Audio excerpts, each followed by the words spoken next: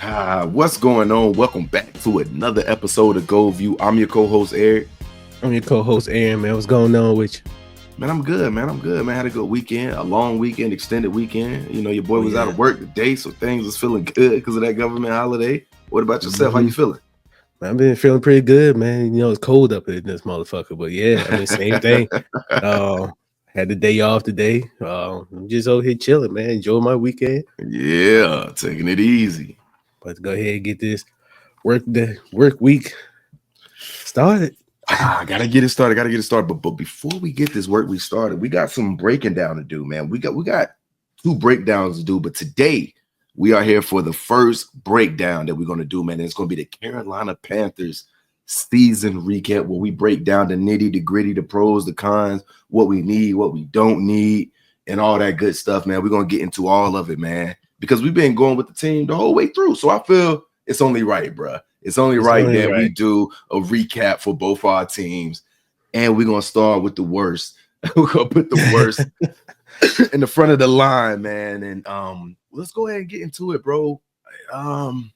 Where should I start? I guess. I mean, start off with what you just said.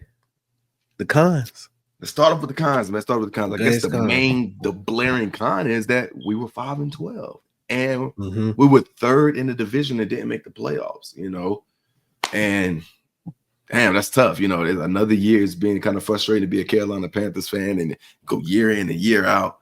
And not make the playoffs. It gets annoying. It grinds your gears, bro, because you put so much emotional dedication behind these teams, bro. Yeah, man. And to see the results, bro, of just not being at the party is that's tough, bro. It is, bro. I definitely understand where you coming from. I mean, like growing up, being a Colts fan and stuff like that, we went to the Super Bowl twice while growing up. At 07, 06, 07, and then on 09, right? You kind of think it's a standard, especially since yours happened in twice in a 5-year span? Yeah, and then ever since then, we ain't been in Super Bowl since. We came close to 14, but I definitely. Well, no, we ain't come close. The Patriots have whooped our ass at 14, right? But I know the feeling about just wanting to do better, like just wanting your team to be better, man. Loving the squad, wanting it to be better, following it through the offseason, having this found sense of hope, you know, where you feel like, all right, man, this is gonna be the year. Not that we make the Super Bowl, because Lord knows I ain't thought that in a few years. But to think like, okay, we can take a step forward. And technically we did take the step forward from last year of only winning 2 games. And being we won 5. And we had a new head coach, new regimen, new everything. We went through some trials and tribulations. Some of the cons was, like I said, one of the biggest cons was that we were 5-12. But the second biggest con was that we had the worst defense in probably NFL history, man. Like, it was bad. We gave up an average of 176.9 rushing yards per game this season, which was 38 more yards more than the next closest team. I mean, that's just pretty bad to give up that many rushing yards. And let's just start. We had a lot of injuries this year, man. We had a lot of injuries, man. On the defensive side, that didn't help us. Derrick Brown, Mr. 100 tackles, wasn't there. He wasn't there. I was just about to say Derrick Brown was probably the biggest reason why that happened, because I mean he was just like you said, he's a tackling machine, big force nose tackle, 6'5", 300 pounds, bro, strong as an ox. You need that, bro. Yeah, I mean, hopefully he's able to come back healthy, get your defense back right. So right, man, and he got injured. I think he tore second game of the season. First and second game of the season, tore some ligaments, man, and it just didn't. He couldn't come back. He was out for the season. And another person was a starting linebacker, Shaq Thompson, who's also a tackling machine. But guys, just in case they get into that second level of the defense, man, he got injured earlier on in the season, man, and the defense just went downhill from there, man, and had the 32nd ranked defense according to Pro Football Focus, bottom of the barrel, dead last, and it just, bro, we just got glaring needs all over that team, bro. Week in and week out, bro. I knew I knew we ran the 3-4, but once those injuries started to happen, I know you can't change a scheme in the middle of a season. That takes a whole off season to reconstruct. But man, you just got tired of seeing us get ran out of the 3-4 defense, man. You got guys in and out of the lineup.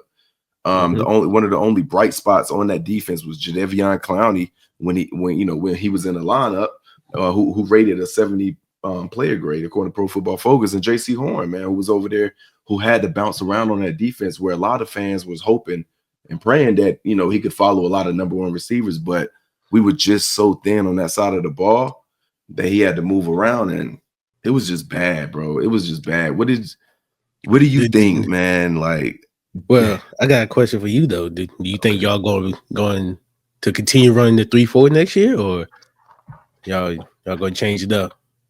I think so. I think we'll continue running the 3-4, man. They re-signed they're sticking with the Gerald Vero, the third year defensive coordinator that we grabbed from the Broncos a few years back when they broke that thing down.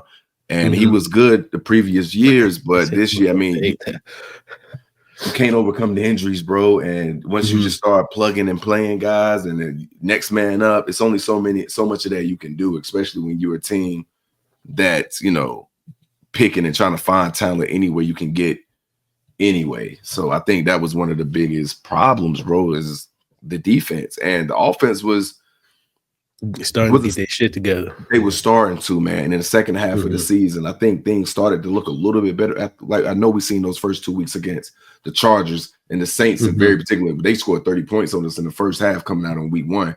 And that was just embarrassing, man. In part and parcel because Bryce Young wasn't ready yet, bro. He was throwing interceptions left and right, man. And I think he had 2 or 3 that first game. Yeah, I think he had 2, man. And then it just, man, let me go look, because we lost that game 47-10.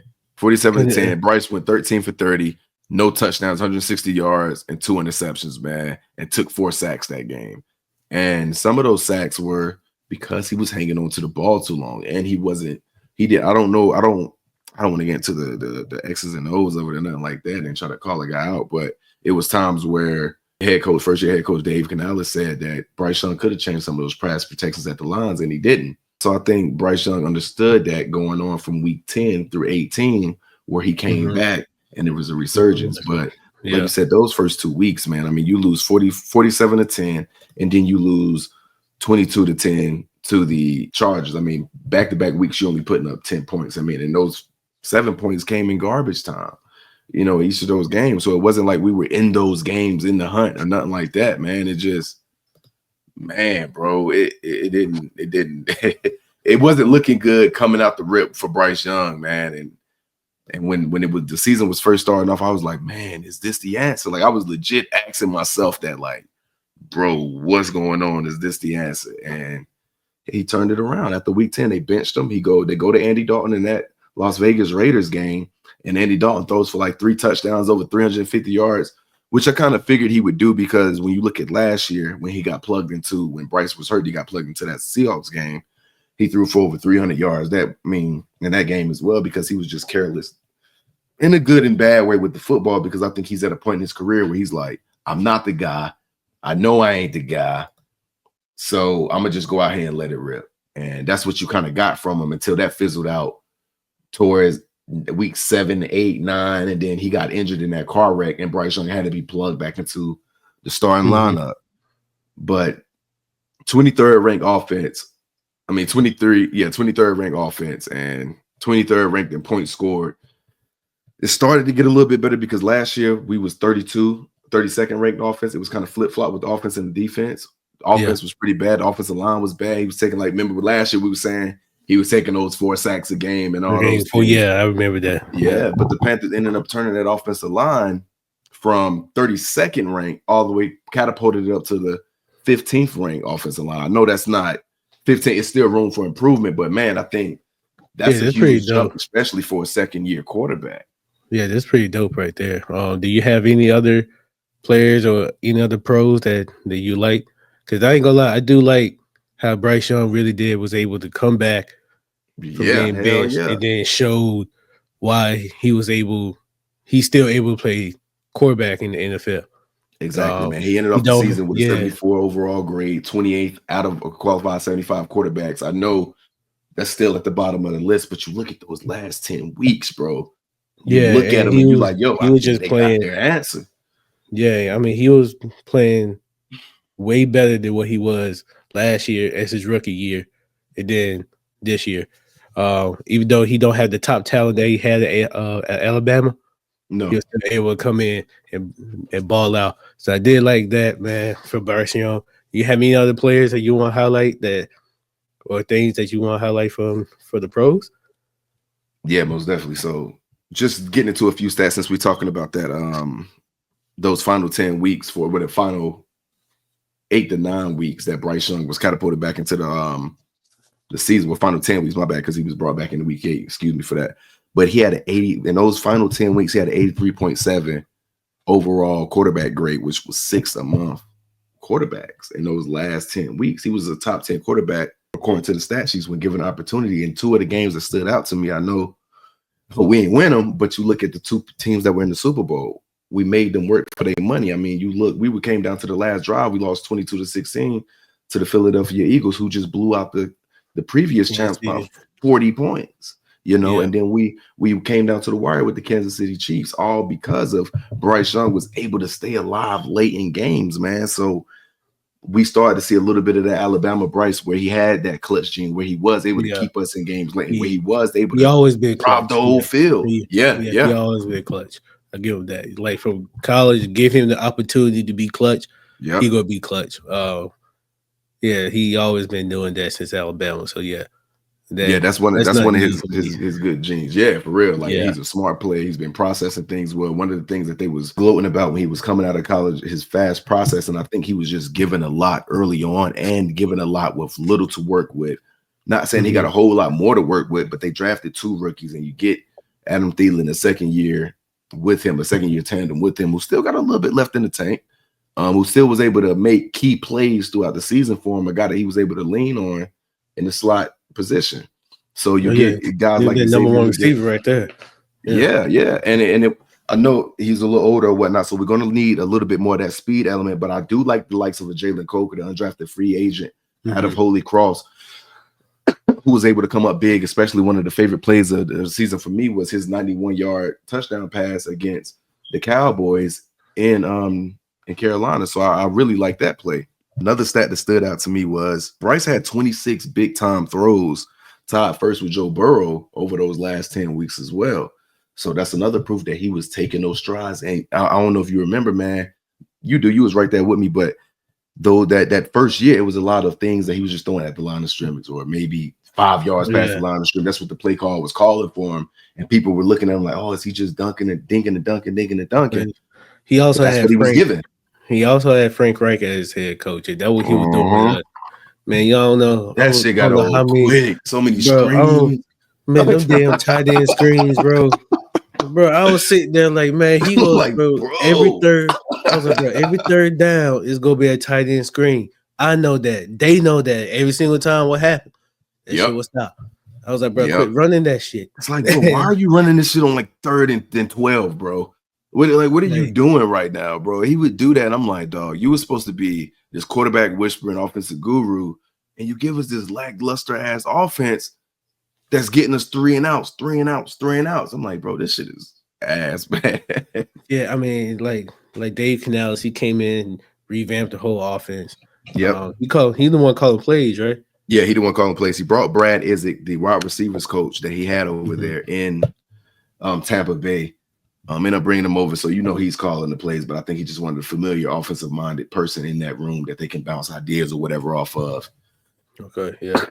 But I think he did pretty decent in his first year as a head coach. I know people was calling for him at the beginning of the year to get fired, but I think we seen hope with the play calling. Even he said week in and week out, I'm starting to give Bryce a little bit more responsibility with controlling the plays at the line of scrimmage and telling me what he likes, what he don't like. That just lets me know that early on when he first got there, I don't think he trusted Bryce early on. And I'm not saying he thought he was bad or anything, but I think he's seen how far behind the curveball he was. Like from what he was taught, from the previous coaching staff, and just getting beat up last year. You know what I'm saying? Like, you got to peel back through that and let them understand that, trust your offensive line. Sometimes you can step up into the pocket. They got you.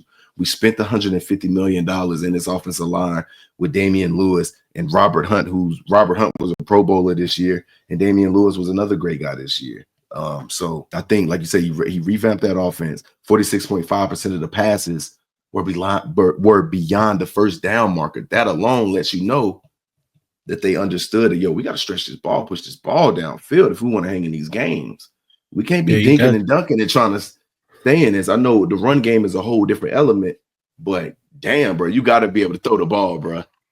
Oh yeah, man. That run game y'all had. Speaking of that run game y'all had. Chuba Hubbard definitely did his thing this year. Yep, let's get into that, man. 75 overall grade. He definitely did his thing, man. Like he had 1,020, 1,195 yards, ranked 8th in the league. Yeah. I was about to say he about had like 1,200 yards. Yeah, basically almost 1,200 yards. He didn't play the last game of the season, so he would have had that. Yeah, 10 touchdowns, if I'm not mistaken. 10 touchdowns. Yep, top 10 and almost top 10 in those categories, man. So he's been a guy that's been taking strides and he's only 25. Game of 3-year deal, only 25.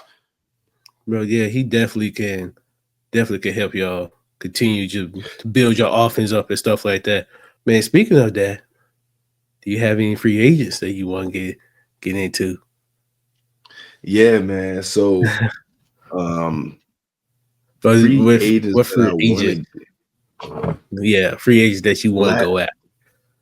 So I got a few in mind. Before I get into that, I'm gonna segue into that right quick, man. Last year, I think we did really good in our free agent market. Well, I think we did really good approaching the area of need, which was the offensive line. Yeah. Man, that, like I said, you can't go forward with a bad offensive line, and you're trying to bring a young quarterback up into it, man. We had our highest graded player this year was Taylor Moton, our right tackle. We drafted him. He's been there for years, but he was our highest graded player this year, and he was top 3 and with the lowest allowed pressure rates. Only allowed 2.6 pressure 2.6 pressure rate this year. So he was a great player. Another great player that they signed last year, Damian Lewis, overall grade of 75.9 and a pass blocking grade of 72, run blocking grade of 76. Gave up 6 sacks, but Robert Hunt, that was another guy that we signed that was real good, man. Only gave up 5 for the whole year. You're gonna give up a few, man. We like to see that number be down a little bit more, but when you got quarterbacks going in and out and stuff like that, you gotta move the pocket differently for those quarterbacks, especially with different abilities and stuff like that. So I would like to see us catapult and line it up and have another good offseason in the free agent market, man. And one of the first ones I wanted to go after was T. Higgins, wide receiver out of the Cincinnati Bengals, but they announced this afternoon that they were going to place the franchise tag on him. I know he still gets traded and things of that, but yeah, because I'm like, if you wanted to sign him, you should have just went on ahead and signed him and made the money. Ain't no point in kicking the can down the road, especially in the league, man, because it's just going to go up every year, especially if and this guy just had a game this season where he went for like 3 touchdowns or something like that. Yeah, man. The salary cap will keep going up as well. So like, if you want to sign him, sign him. If you got him and you can keep him, sign him. Just like what happened last year with Brian Burns. I know people can look back and say, "Oh man, we got Jadeveon Clowney or whatever, man," and he replaced him and he had just as many sacks, but they had their issues going over there as well. I would like to think that if Brian Burns was to stay with us and we would have re-signed him, since we're talking about free agents, he would have had a decent year. That's spilled milk or whatever. It lets you know the type of moves, like you said, that you should be making a free agent. If you got a guy, you want a guy, go pay the money. Because somebody else is going to give him that price they ask. Most definitely. They most definitely are. And another one that I know that we need is Javon Holland, the safety out of the Miami Dolphins, knowing that we gave up so many points, man. A lot of it was up front in our front seven due to injuries, like we said, with that run game giving up the most points, yards per game, points and yards per game. But you got to fix the secondary as well. You got to fix it all over. And I like Reed with the Jets, the DB. Give me that. I would love that. I feel you on that because I was screaming out we need a corner for damn near a decade now. Yeah, bro.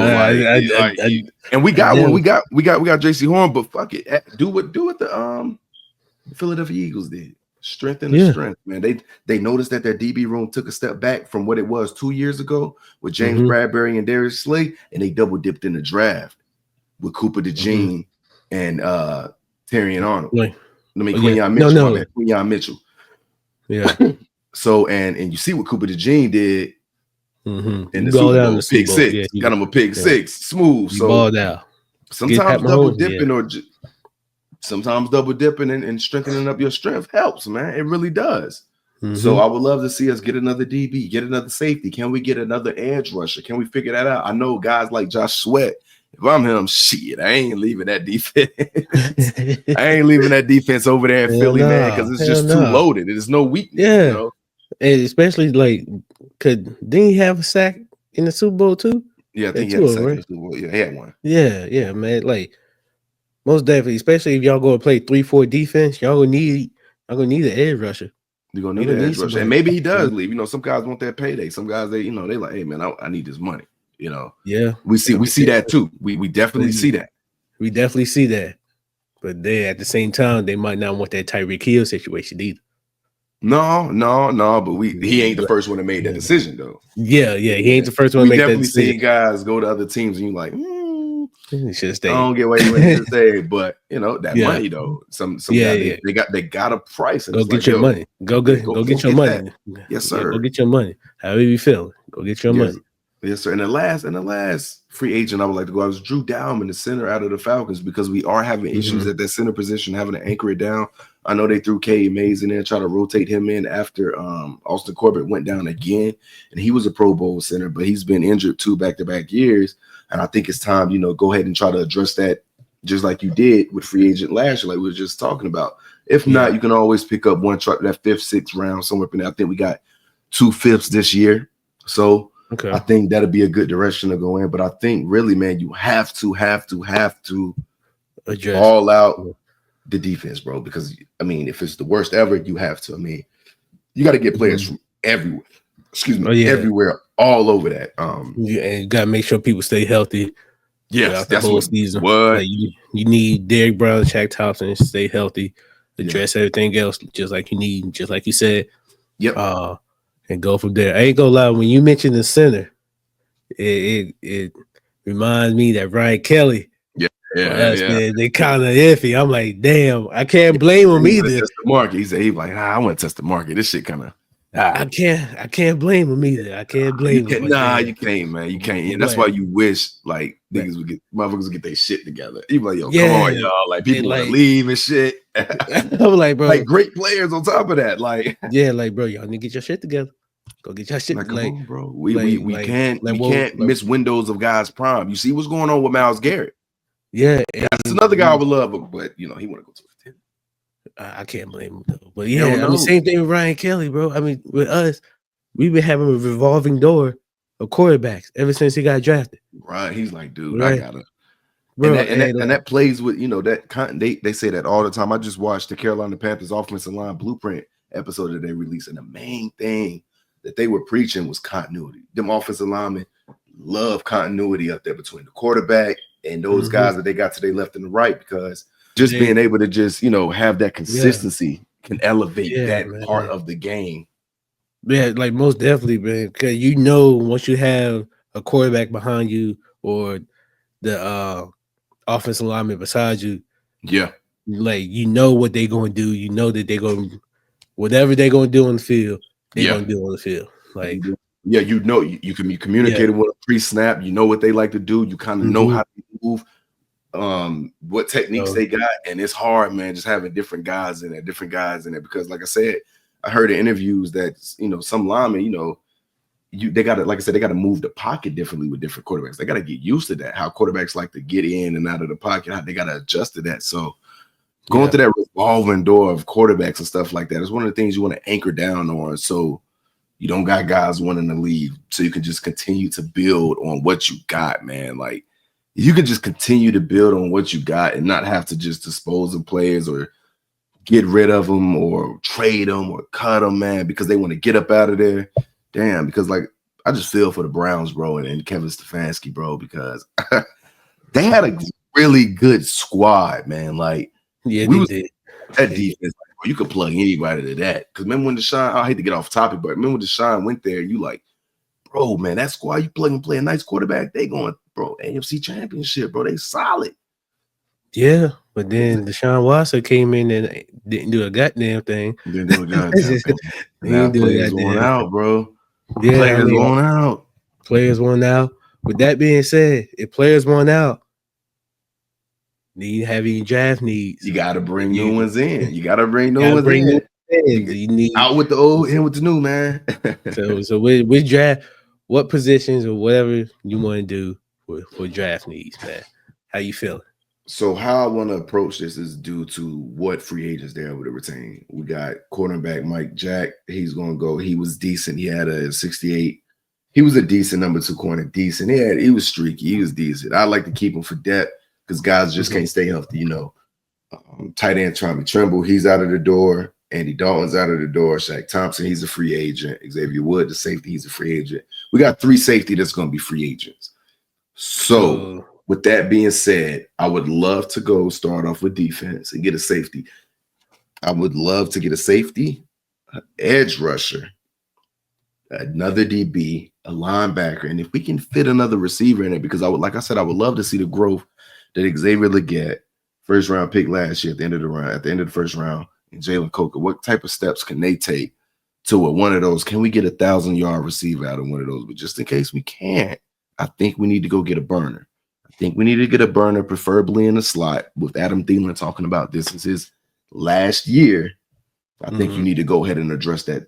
You know, address that now so that they can learn from a guy to him. Because he's a solid slot player, long career, knows how to get open, savvy in the hands, savvy in the slot. That's something a young guy can learn from, bro. Straight up, whether you like Adam Thielen or not. He's a solid slot receiver, bro. 76.4 overall. Grade corner Pro Football Focus. So he's solid, man. But like I said, I would love to get an edge rusher, a safety, a DB, a linebacker. In some way, somehow, can we get a receiver? And maybe in the late rounds, can we just add some depth to the offensive line? Can we keep trying to push that up till we can get a top 10 offensive line? That would be good. I think we need to try to solidify everything we can around this team while Bryce Young is on his rookie contract so we can truly see what he is. I don't want to get into a situation like they are in with Trevor Lawrence, bro, where you kind of you see, but you don't. You hear you out. You don't know. Trade talks. Yeah, bro. I don't. I want to know what we have, and I think what we have is something great. So I think build the defense. Can we get that like we did with the offense last year? Can we get that from the worst defense in the league to possibly a top 20 defense in the league? And if we can do that, the Panthers will probably be maybe a 7-win team. Can we get 2-3 more wins? Can we itch that out? You know, you just want to keep building just keep building, until we get to a point where we like, okay, we in the playoffs. You know what I'm saying? Okay, now where can we go from here? Because we've seen guys turn it around really quick. Hell, look at the Commanders. And then you got other teams. You got Commanders who turn it around really quick. You got the Texans who turn it around really quick. Or you got guys like the Detroit Lions who it took them some time. I'm cool with either one because both of them got some good young players or whatever, man. But if you want to know who I want to draft, the specific names, specific players, y'all gonna have to stick around for our mock draft that we're gonna have coming out this offseason, bro. But that's all I got for the Carolina Panthers 2024-2025 season recap. That's what I seen. That's what I like. That's what I didn't like. That's my breakdown, man. That's what I got. I feel you on that. I agree with your draft needs too, man. Your safety. I also want to see y'all get an edge rusher, an edge rusher as well. Please. So that's what I would like to see y'all get. But hey, that's all we got for y'all, man. We just broke down. Well, really, Eric just broke down the Carolina Panthers 2024-2025 NFL football season. So appreciate y'all. We'll catch y'all next week, man. Holla at us. Peace.